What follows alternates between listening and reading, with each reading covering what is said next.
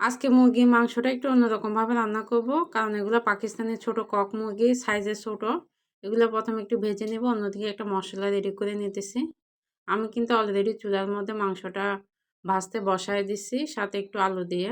পরে এখানে টমেটো, পেঁয়াজ ব্লেন্ড করে নিলাম, সাথে একটু মরিচ আর ধনিয়া গুঁড়া, টালা জিরা গুঁড়া, লবণ, আদা, রসুন সবগুলো দিয়ে মিক্স করে একটু মাখায়া পরে মাংসটার মধ্যে, ভাজা মাংসটার মধ্যে দিয়ে দিব।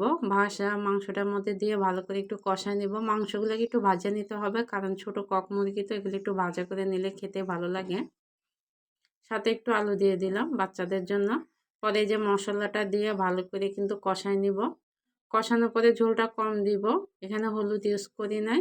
পরে মশলাটা দিয়ে ভালো করে কষায়া পরে একটু লাস্টে দিয়ে একটু গরম মশলা দিয়ে রান্নাটা শেষ করব। এইভাবে রান্না করলে ছোট কক মুরগিগুলো আসলে খেতে ভালো লাগে। তবে রোস্টের জন্য তো একটু আলাদা অন্যরকম মশলা দিতে হয়। সবাই ভালো থাকবেন।